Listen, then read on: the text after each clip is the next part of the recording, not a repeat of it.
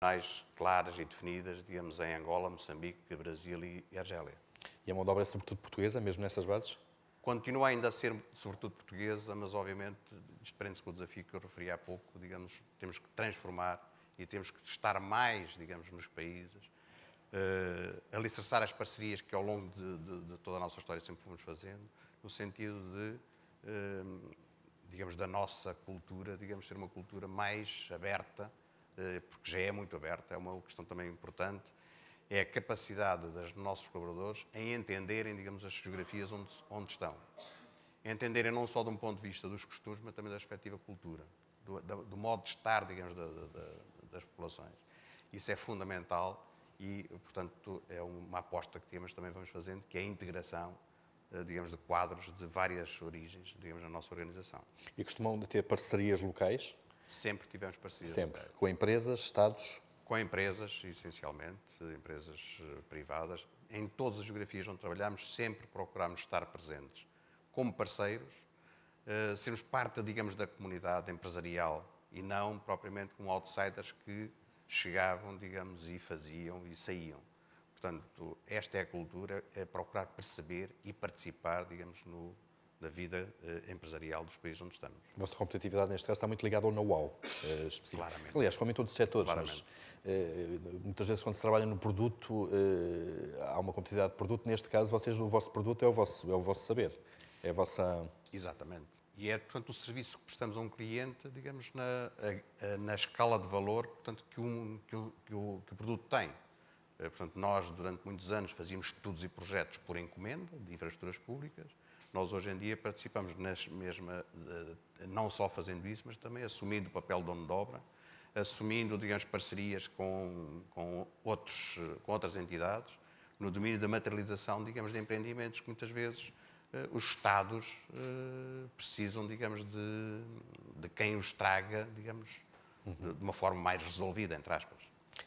Nesta altura, com esta conjuntura em Portugal, se a Cobra não estivesse internacionalizada, estaria a passar um mau bocado, imagino eu. Estaria seguramente. Que hoje em dia, digamos, o que se assistiu em Portugal foi uma queda abrupta, digamos, do mercado português. Portanto, estávamos numa expectativa, que obviamente era antecipada, de haver uma transição, e aquilo que aconteceu foi uma queda brusca e acentuada. Portanto, quem não está no mercado internacional, digamos, hoje em dia está seguramente a enfrentar situações de muito grande dificuldade. Claro, daí a vantagem também de pôr os ovos em cestos diferentes, não é? Em termos de mercados, com ciclos diferentes, económicos e com negócios diferentes. Já vamos falar mais daqui a pouco, agora falar com o Paulo Antunes, da loja de condomínio, que é uma coisa completamente diferente em relação a isto, não é? Aqui de serviço puro e duro. É um grupo que foi crescendo precisamente na área da prestação de serviços a condomínios. Exatamente. Nós nascemos em 2002 para resolver um problema que o mercado tinha.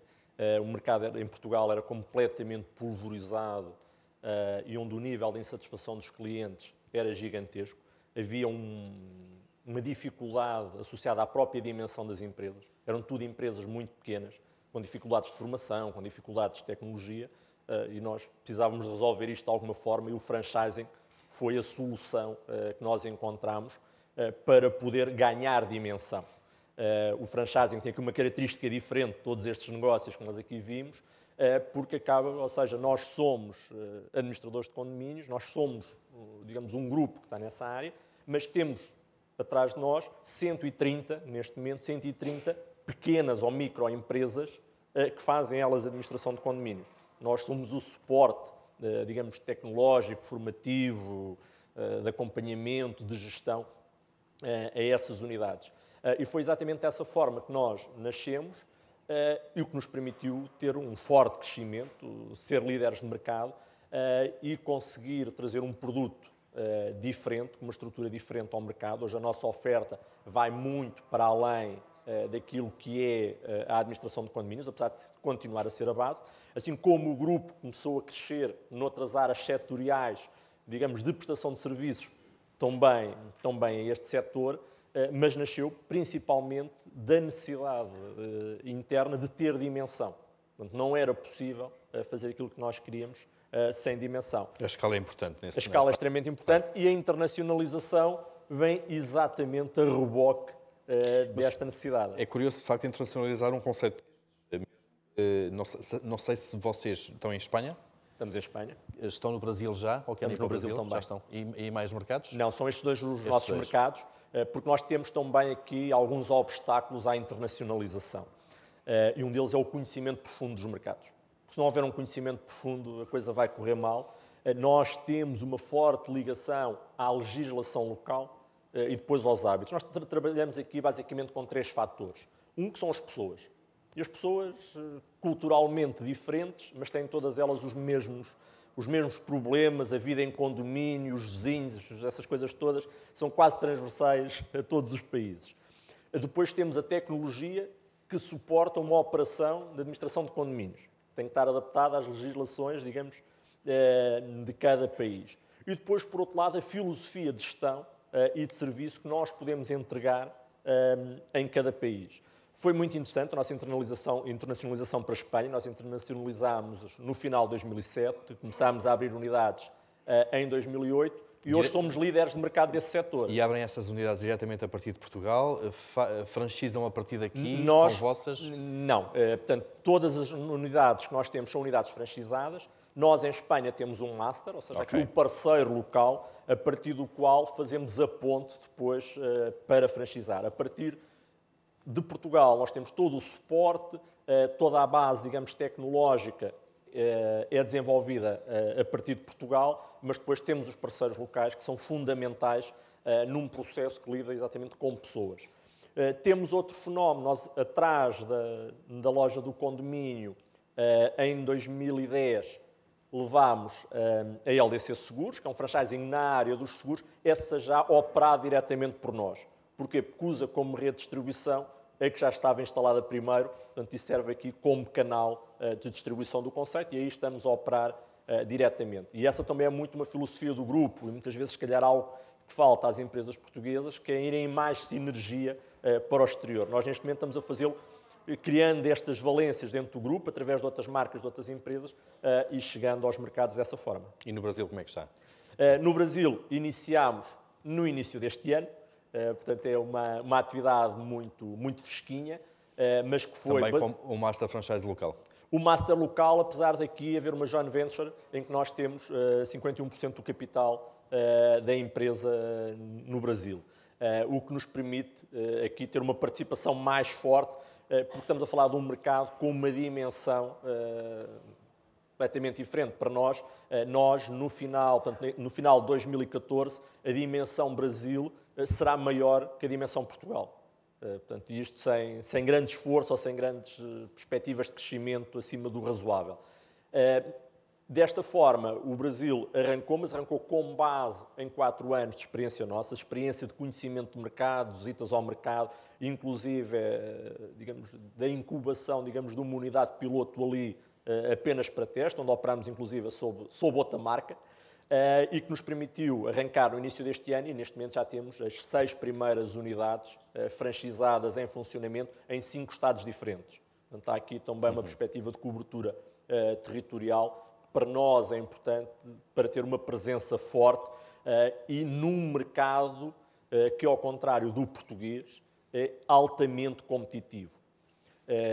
Temos aqui a vantagem de sermos o primeiro franchising a nível mundial neste setor. E quando chegamos ao Brasil, somos o primeiro. Quando chegamos à Espanha, fomos o primeiro. E isto dá-nos aqui alguns pontos, digamos, de avanço. Claro.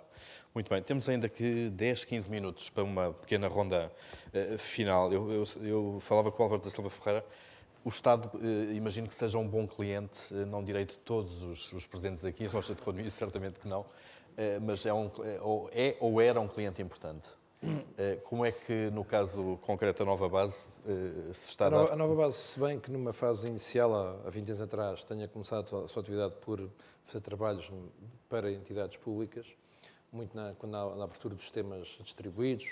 Hoje, o Estado tem um peso menor naquilo que a Nova Base faz. O primeiro setor da Nova Base, quase com 50% do fundo de negócios de telecomunicações. O segundo setor é banca. E só em terceiro lugar é que aparece a administração pública.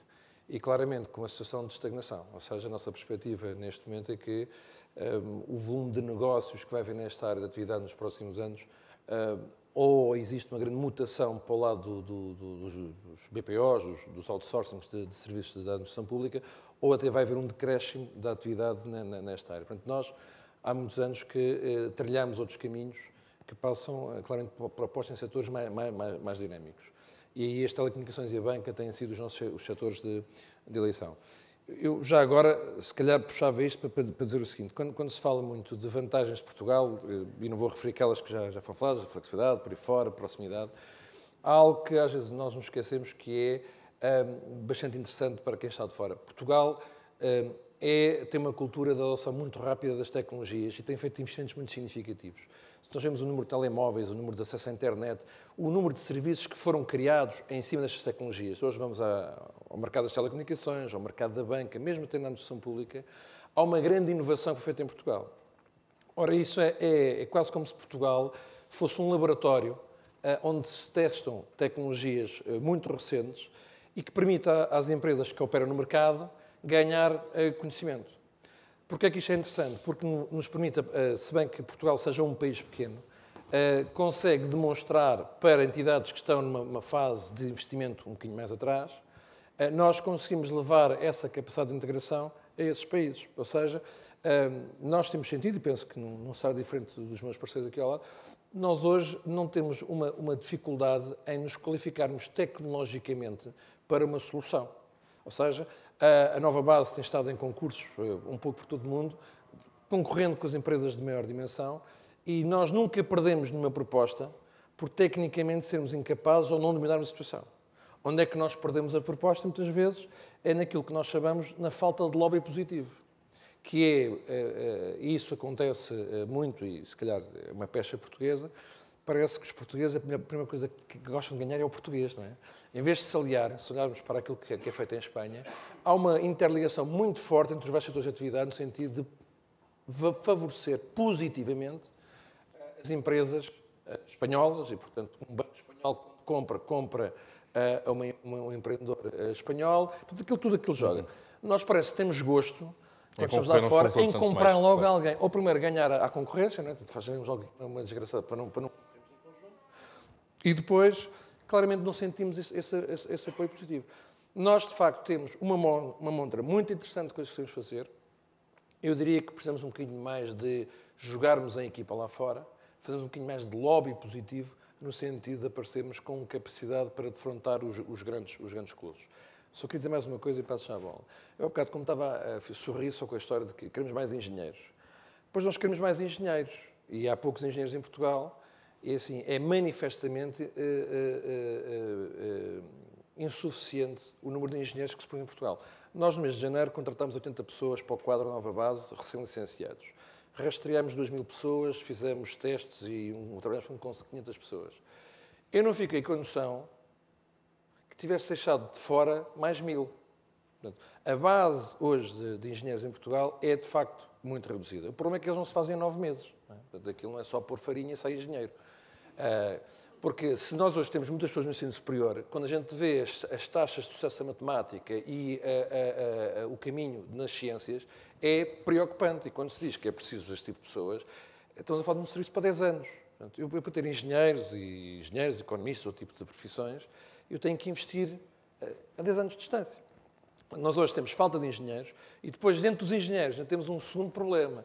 É que o engenheiro é muito bom a dominar a tecnologia A, B, C ou D, mas quando se põe a capacidade de gestão em cima, e a capacidade de empreendedorismo, e a capacidade de risco, bom, então aí... É mais complicado. É muito complicado, porque as nossas universidades, tipicamente, não estavam vocacionadas. Há bons exemplos neste momento a acontecer, também as coisas estão a mudar nos últimos anos, mas há uma lacuna em que grande parte dos cursos não estão vocacionados para dar uma componente de, ok, você vai aprender tecnologia, há um caminho que é a investigação pura, o mestrado, o doutoramento por aí fora, que é muito relevante para o país, mas há uma outra componente que é pôr esta tecnologia ao serviço dos negócios, das empresas, claro. E, portanto, casar. E quando a gente está a falar deste tipo de conceitos, é a principal lacuna que nós encontramos nas pessoas que chegam à porta da empresa.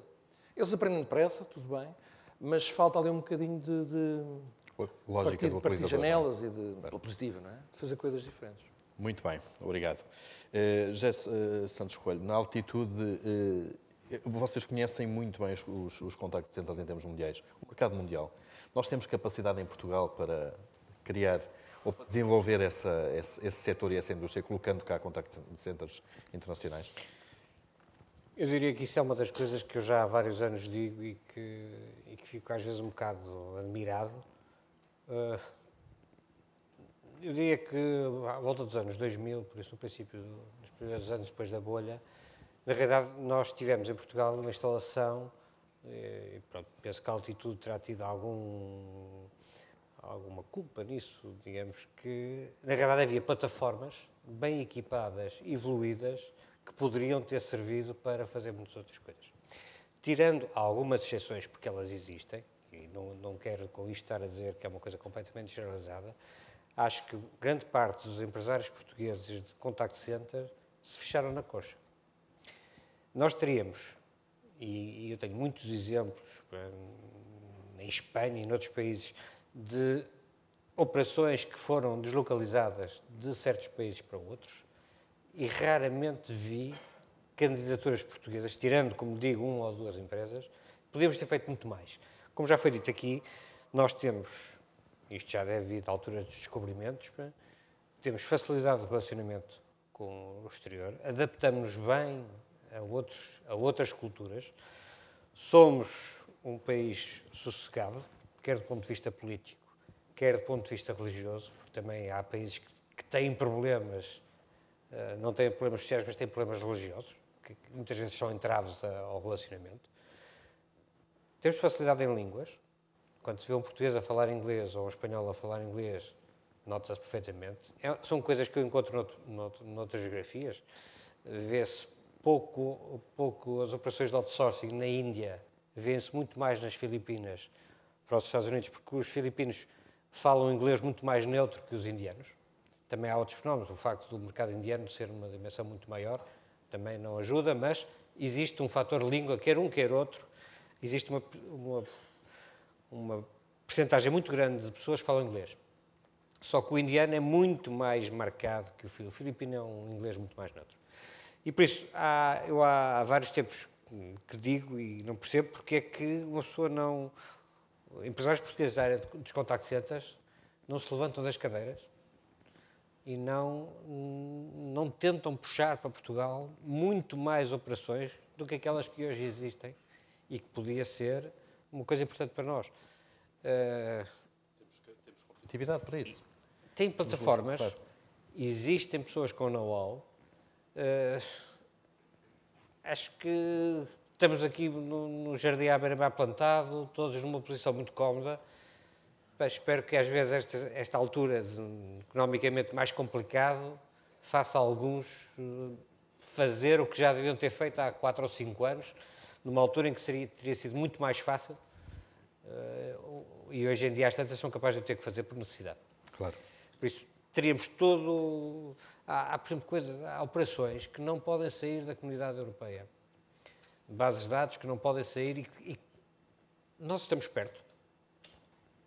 É um sítio seguro, é um sítio que há pessoas que falam línguas, por isso não vejo que haja clientes estrangeiros que não queiram visitar Portugal ou que tenham algum problema, dizer assim, agora tenho que ir lá todos os meses, mas chatice, não gosto. Isso não existe. Mas isso compete aos empresários, antes de mais, não é? Esse tipo de dinâmica. É evidente que o Estado pode ajudar. Sim, mas não podemos ficar à espera do Estado. Mas claro. As pessoas é que têm que... Como lhe digo, há 1 ou 2 casos, normalmente até de empresas multinacionais, que têm operações em muitas línguas em Portugal e operações de fora.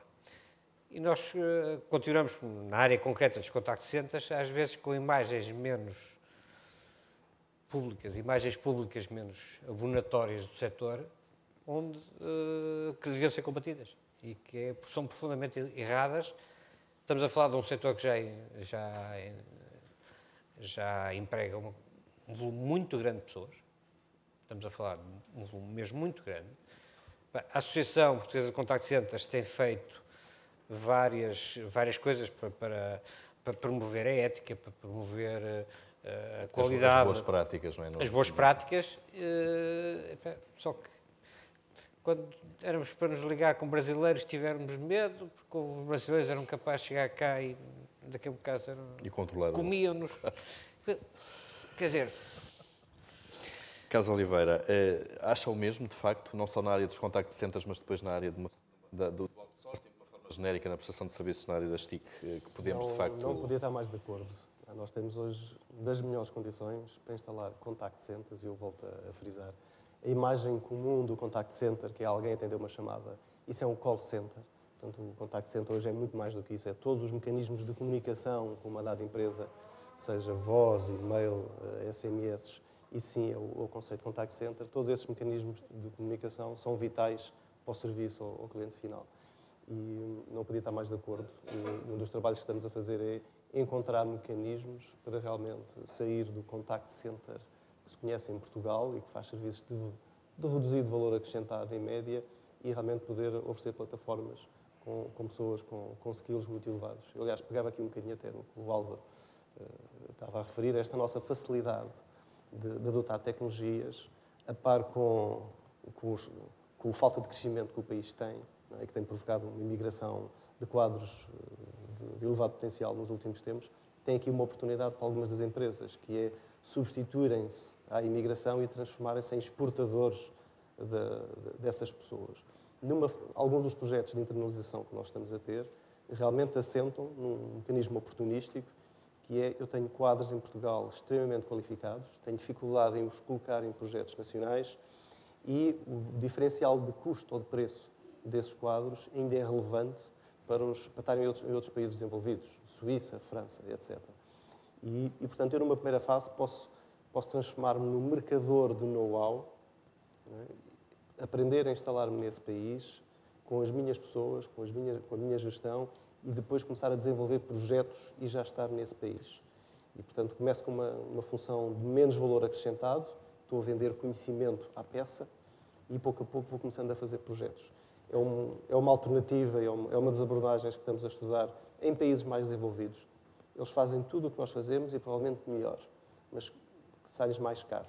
E, portanto, vamos usar a vantagem do custo. Em outras geografias como há bocadinho aqui falou-se da Guiné Equatorial, e, portanto, África Equatorial e Angola, que é Angola e Moçambique, são exemplos mais dados.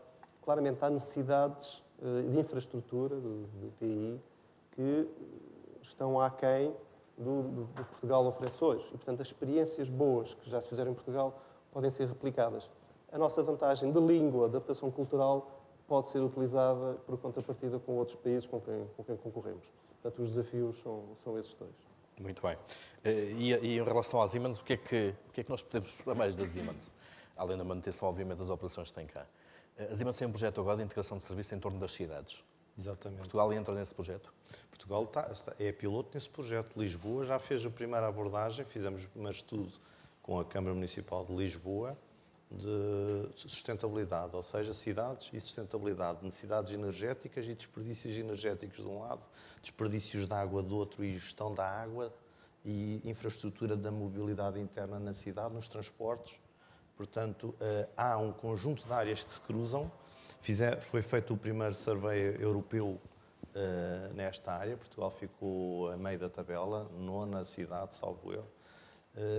Mas tem oportunidades de melhoria por um lado, e nós obviamente que estamos e temos a organização preparada para suportar ao nível das cidades. Lisboa é um bom caso, vamos fazer um estudo idêntico no Porto, e estamos a pensar em cidades grandes fora de Portugal. O facto de sermos muito dados à utilização de novas tecnologias, como já aqui foi dito, ajuda muito. Torna Portugal um bom laboratório a esse nível, imagino. A monitorização de sistemas hoje faz-se com suporte em tecnologia. Não há outro modo de fazer. Claro. E de modo que por aqui há oportunidades. A economia da sustentabilidade, porque é uma economia e é um modelo de negócio que vai crescer. Nós hoje temos necessidades energéticas e sabemos que daqui a 15 anos vamos precisar, em termos mundiais, do dobro da capacidade instalada hoje. E, portanto, agora isto não se vai fazer duplicando a capacidade, vai-se fazer otimizando o consumo e racionalizando o consumo.